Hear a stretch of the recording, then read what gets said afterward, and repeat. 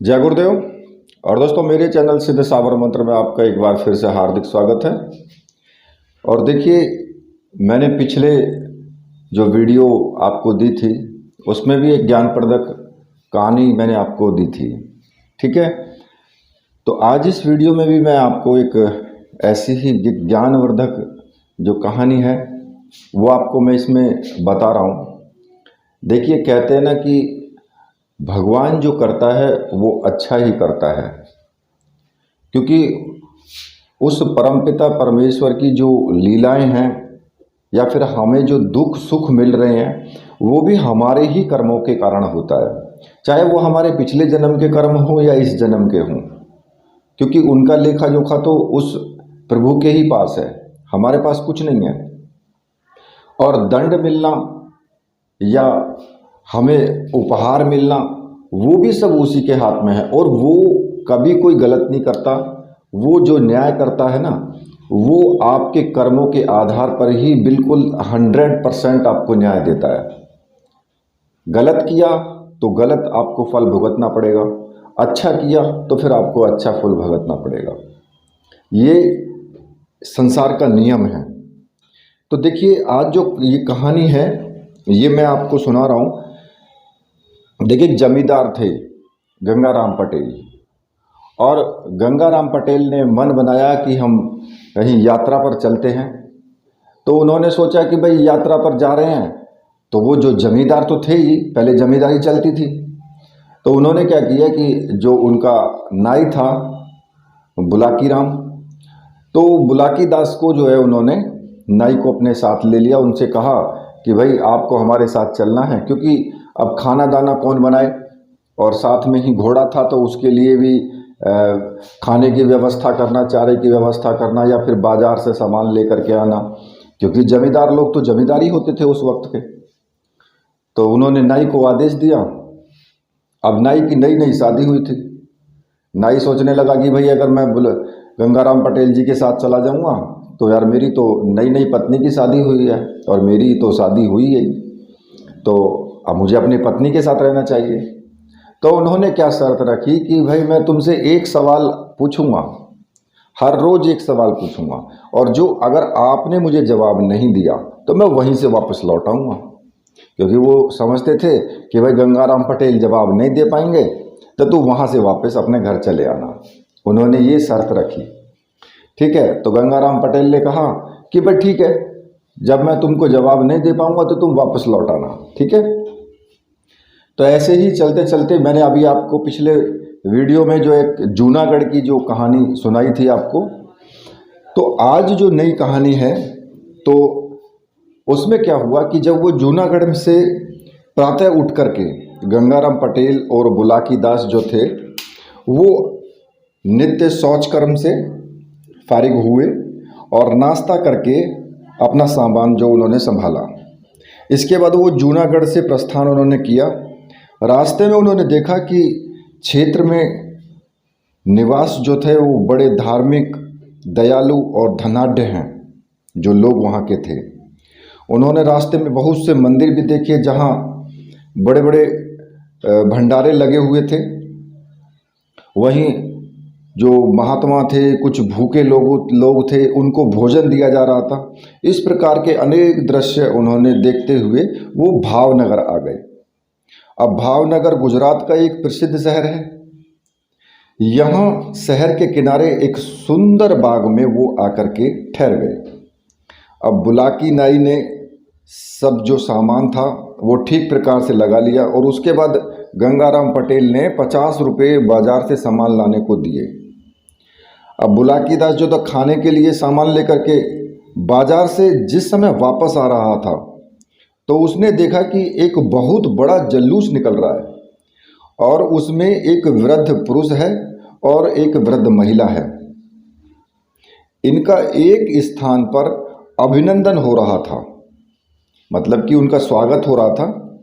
और बुलाकी दास ने वहाँ खड़े हुए लोगों से पूछा कि यह जल्लूस किस कारण से निकाला जा रहा है।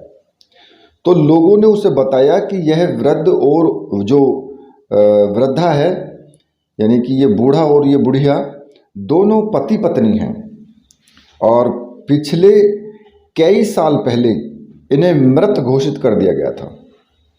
ये जो हैं दोनों शहर के प्रसिद्ध सेठ हैं और सब जनता के प्रिय हैं ये, और जनता के हितकारी भी हैं। इनके मरने के समाचार से सब जनता दुखी थी, परंतु आज यह जीवित यहाँ आए हैं तो जनता ने इसी उपलक्ष्य में इनका जुलूस निकालकर खुशी मनाई है। जगह जगह दोनों का अभिनंदन हो रहा है। बुलाकी दास को यह बात सुनकर बड़ा आश्चर्य हुआ। वो कहने लगा कि जो कई साल पहले व्यक्ति मर चुके हैं आज वो जीवित कैसे हो गए, और उनका जुलूस इस उत्साह के साथ क्यों निकाला जा रहा है। तो उनके मन में विचार आया कि बुलाकी नाई सामान लेकर के पटेल जी के पास आया और उनके सामने सामान रखकर कहने लगा, पटेल जी अब तो मुझे आज्ञा दो। इतनी सुनकर गंगाराम पटेल कहने लगे कि मालूम होता है तुम कोई अजूबा चरित्र देख कर आए हो, तभी यह कह रहे हो। क्योंकि बुलाकी दास तो जानता था कि गंगाराम पटेल जी इसका जवाब नहीं दे पाएंगे, तो मैं आज्ञा दो मुझे कि मैं वापस चला जाऊंगा। तो तभी जो है गंगाराम पटेल कहने लगे कि अब तुम पहले खाना बनाओ, खाओ, और रोज की भांति सोते समय तुम्हारी बात का जवाब दूंगा। अब गंगाराम पटेल की बात सुनकर बुलाकी दास जो पानी भर करके लेके आया, चूल्हा जलाया उसने, फिर दोनों ने मिलकर के भोजन बनाकर खाया और बुलाकी नाई पटेल का बिस्तर लगा दिया। जो बुलाकी नाई पटेल था उसने बिस्तर लगा दिया और हुक्का भर करके सामने रख दिया। फिर बर्तन साफ करके सब सामान ठिकाने पर लगा दिया उसने, और पटेल जी के पैर दबाने लगा और पटेल जी से बोला कि आपने सोते समय जो बात कही थी उसका जवाब दूंगा। ये बात आपने कही थी, अब जवाब दो उसका। तो इतनी सुनकर गंगाराम पटेल बोले, बताओ तुमने आज क्या अनोखी बात देखी। इतनी सुनकर बुलाकी नाई बाजार में देखा हुआ जो दृश्य था वो सारा उसने बयान कर दिया। जब इतनी बात बुलाकी नाई से जो सुन करके गंगाराम पटेल बोले कि फौज में नक्कारा और बात में हुंकारा जरूरी है, सो तुम जब हुंकारा देते रहोगे तब तक मैं बात कहूँगा, और जब तुमने हुंकारा देना बंद कर दिया तो मैं अपनी बात बंद कर दूंगा। अब इतना कह करके गंगाराम पटेल कहने लगे और बुलाकी जो नाई था वो उसको हुंकार लगाने लगा। तो गंगाराम पटेल बोले कि इस नगर में एक समय सेठ जीवनलाल रहते थे। चंपा उनकी पत्नी का नाम था और दोनों वृद्ध हो गए थे वो, परंतु उनके कोई संतान नहीं थी। संतान के दुख में वो दुखी रहते थे। एक दिन चंपा अपने पति से कहने लगी कि अब तक मेरे हैं प्रभु हुई नहीं संतान, ब्याह दूसरा कीजिए भली करे भगवान। अब पत्नी की बात सुनकर के सेठ कहने लगे कि हो करके रहता वही जो विधि रचा विधान, कैसे हो सकती प्रिय बिना भाग्य संतान। देखो कितनी बड़ी और कितनी अच्छी बात कही है कि अगर हमारे संतान नहीं हो रही है, और बहुत से ऐसे लोग हैं जिनके बेचारों की संतान नहीं होती है, बहुत दुख उठाने पड़ते हैं, तो ये सब विधि का विधान है। कोई कहे कि मैं संतान कर दूं, बिल्कुल नहीं, ऐसा कुछ भी नहीं है। जो ऊपर से भगवान ने रच रखा है वही होगा। हाँ, इतना जरूर है कि आप अगर कुछ धर्म पुण्य, दान पुण्य, कुछ साधनाएं, मंत्र जाप करते हैं तो उनके प्रभाव से वो जो आपका पाप है वो कट जाता है और आपके कहीं ना कहीं उस स्थिति में संतान पैदा हो जाती है। तो सेठ कहने लगे कि हे प्यारी, संतान भाग्य से होती है। यदि मैं दूसरा ब्याह कर लूं और फिर भी संतान न हो तो क्या होगा, इसलिए ऐसे ही रहना ठीक है। अब तक किसी को बुढ़ापे में ब्याह करके सुख नहीं मिला। कितनी बड़ी बात कही है कि बुढ़ापे में अगर आपने ब्याह किया तो आपको सुख नहीं मिलेगा बिल्कुल भी। इससे जो है मतलब सेठ और सेठानी, सेठ ने जो अपनी सेठानी को बहुत समझाया, परंतु वह ब्याह के लिए हट पकड़ गई। अपनी पत्नी का हट देखकर थोड़े दिनों में ही एक 20 वर्ष की कन्या से विवाह कर लिया। अब सेठ जी विवाह कर नई वधू को अपने संग लेकर के जो है वो दरवाजे पर आकर पत्नी से कहने लगे कि अलग रहूंगी सौत से। जो पत्नी थी, जो 20 वर्ष की थी, वो कहने लगी अपने पति से यानी कि सेठ जीवनलाल से कि अलग रहूंगी सौत से, सुनो नाथ चितलाए, कमरा मेरे लिए एक खाली दे कराए। आते ही उसने अपना शुरू कर दिया काम कि भी मैं सौतन से अलग रहूंगी। तो अब नई वधू की ऐसी बात सुनकर के सेठ कहने लगे कि पत्नी मेरी वृद्धा है, सभी गुणों की खान, मिलकर उससे रहो, पाओ सुख महान। अब सेठ जी ने तो कहा कि आप मिलकर के रहो, लेकिन कहाँ मानने वाली है वो। सेठ ने बहुत समझाया, मगर जो नई पत्नी थी वो कहने लगी कि एक मयान में 2 तलवार नहीं समा सकती। सेठ ने परेशान देखकर सब हाल अपनी पहली पत्नी से कहा, जिसे सुनकर उसने एक कमरा नई बहू के लिए खाली करा दिया और नई बहू जो थी उसमें वो रहने लगी। अब सेठ जी का एक मुनीम था जिसकी उम्र लगभग 24 साल थी। थोड़े ही दिनों में नई बहू की उस मुनीम से आंख लड़ गई, तो वह दोनों छिपकर अपनी वासना की तृप्ति करने लगे। तो देखिए, ये निश्चित होता है कि जब आप बुढ़ापे में ब्याह करते हैं तो वो तो जवान लड़की आती है, और ये शरीर की जो वासनाएं, काम, क्रोध, लोभ, मोह, अहंकार, ये सब शरीर के साथ लगा होता है। इसकी हमेशा पूर्ति भी आवश्यक है। तो देखिए, अब उन्होंने वही किया, उस बहू ने, दूसरी वाली ने, कि जो मुनीम था उससे उसकी आंख लड़ गई। अब मोहल्ले में मुनीम ने खबर फैला दी फिर कि सेठ पागल हो गए हैं। देखो कैसी उन्होंने रचना रची, कैसा षड्यंत्र रचा कि उन्होंने कहा कि मुनीम जो पागल हो गए, और धीरे धीरे सेठ के पागल होने की खबर जो थी सब नगर में फैल गई। सेठ ने यह बात सुनी तो उसे बड़ा दुख हुआ, परंतु उसकी समझ में कोई बात नहीं आ रही थी। सेठ की पहली पत्नी ने मुनीम और सेठ की पत्नी का व्यवहार जो है था वो ताड़ लिया, उन्होंने पकड़ लिया, और वह पति से कहने लगी कि तुम्हारे मुनीम ने तुम्हारे पागल होने की खबर उड़ाई है। उसकी जो नई बहू है उससे दूषित संबंध हैं, जो नई बहू आई है ये लोग किसी षड्यंत्र से हम तुम दोनों को मरवाकर आप आनंद से जीवन व्यतीत करना चाहते हैं। सेठ ने कहा कि अब मैं होशियार रहूंगा इनसे। लेकिन मुनीम और सेठ की नई पत्नी आपस में एक साथ रहती थी। एक दिन मुनीम ने सेठ की नई पत्नी को समझाया कि कहीं ऐसा ना हो कि पहली पत्नी को सेठ सभी जायदाद दे दे, इसलिए उचित है कि सेठ से उसकी संपत्ति को अपने हक में लिखवा लो। अब सेठ की जो नई पत्नी थी उसने भी इस बात का समर्थन कर दिया। तो मुनीम उस शाम को शराब पी करके आया और एक लिखा हुआ पत्र सेठ के सामने रख दिया, और उसने सेठ को अपनी जो पिस्तौल थी उसे दिखा करके जबरन उस कागज पर हस्ताक्षर करवा लिए। अब सेठ ने जो है मरने के डर से जो है उस पर हस्ताक्षर कर दिए। तब मुनीम और सेठ की नई पत्नी बिल्कुल एकदम आराम से रहने लगे, फिर तो कोई डर ही नहीं था। फिर एक दिन मुनीम ने सेठ को भोजन के साथ विष खिला करके और एक बड़े नाले में बहा दिया। सेठ जी को मुनीम ने जहर दे दिया और उसके बाद उनको एक नाले में बहा दिया, और दूसरे दिन मोहल्ले में खबर उड़ा दी कि सेठ पागल थे, न जाने वह रात में कहाँ चले गए।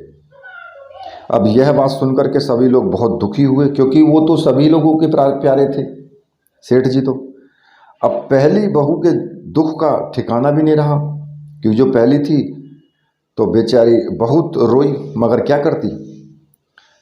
तो एक दिन मुनीम ने सेठ के कपड़ों में खून के कुछ दाग लगाकर और हड्डियों का एक पिंजर तलाश करके और मोहल्ले में खबर सुनाई कि जंगल में सेठ जी की हड्डियां और वस्त्र मिले हैं।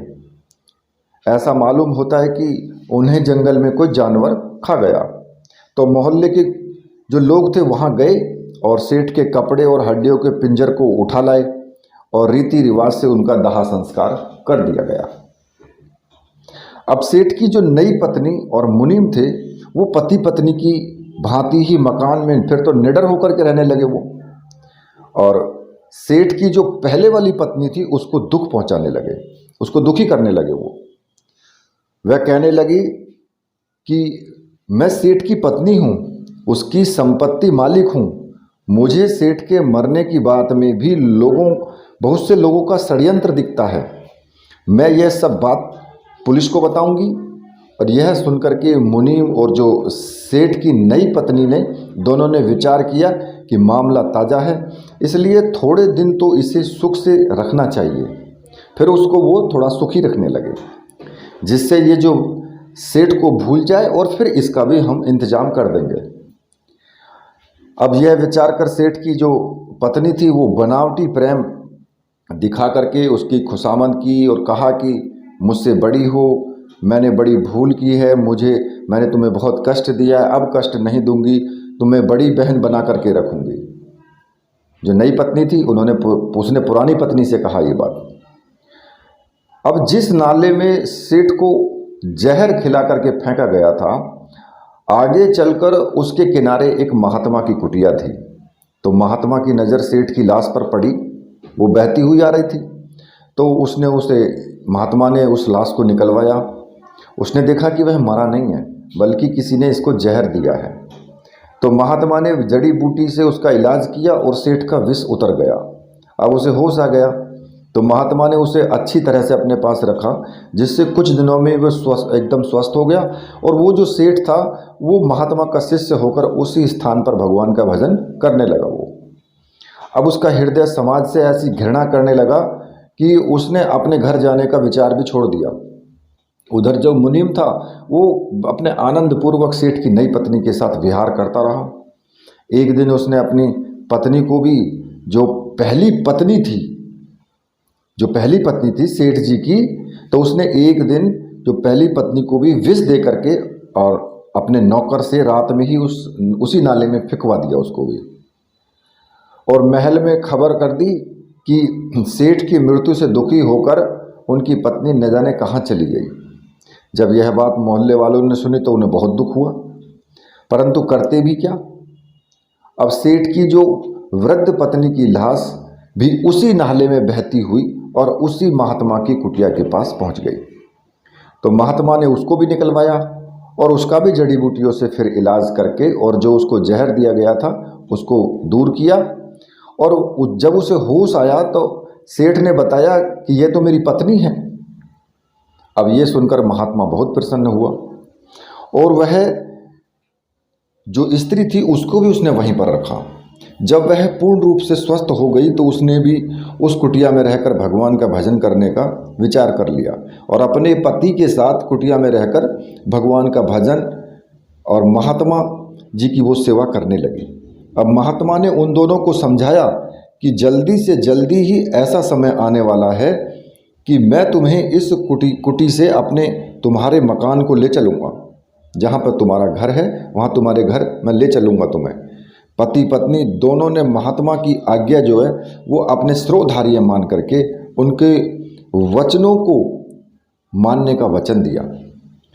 थोड़े दिनों के बाद मुनीम ने सोचा कि सेठ और जो सेठानी थी, वृद्ध जो थी, उसका अंत हो चुका है। मेरी इन बातों का पता सेठ की नई पत्नी को ही है। यदि इसको जान से मरवा दिया जाए।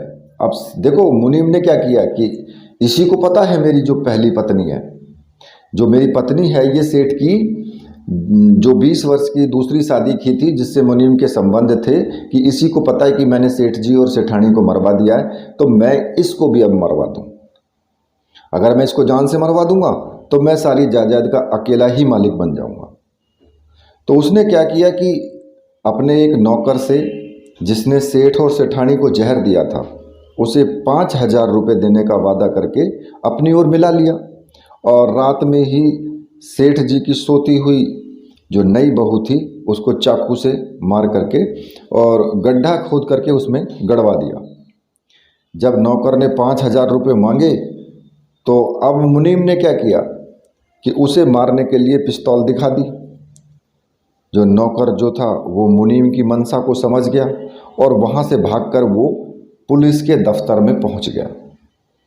अब सेठ सेठानी को विष देने और नई सेठानी को जान से मारने की सभी बातें उसने पुलिस को बता दी। जब पुलिस अधिकारी मकान पर छापा मारकर और सेठ की नई पत्नी की जो लाश थी उसको निकलवा कर और फिर मुनीम को गिरफ्तार करके जेल भेज दिया। अब जब ये समाचार एक दिन महात्मा ने कुटी पर सुना तो उसने सेठ सेठानी को सम्मानपूर्वक उस नगर में भेजा। फिर तो लोगों ने सेठ सेठानी को पहचान कर बड़ी खुशी मनाई और उन्होंने जो खुशी में जो है जुलूस निकाल करके और उनका जो है जगह जगह पर स्वागत किया गया। तो ये बोला कि लोग सच कहते हैं कि बुराई का फल बुरा होता है और भलाई का भला। तुम जिन सेठ सेठानी का जो सम्मान देख करके आए हो ना, ये दोनों वही पति पत्नी हैं जिन्हें उनके मुनीम ने षड्यंत्र करके मृत घोषित करवा दिया था। देखो, बुढ़ापे में ब्याह करना बहुत बुरी बात है। दोनों पत्नी वाले किसी पुरुष को सुख नहीं मिलता। अगर किसी व्यक्ति के 2 पत्नियां हैं तो उसको कभी सुख नहीं मिलता। अब रात बहुत हो गई है, इसलिए अब सो जा तू। अब बेचारा जो बुलाकी नाई था उसको अपनी बात का जवाब मिल गया। अब वो मन महसूस करके सो गया, क्योंकि उसका तो जो फ़ायदा तब था ना कि जब गंगाराम पटेल जी जवाब नहीं दे पाते।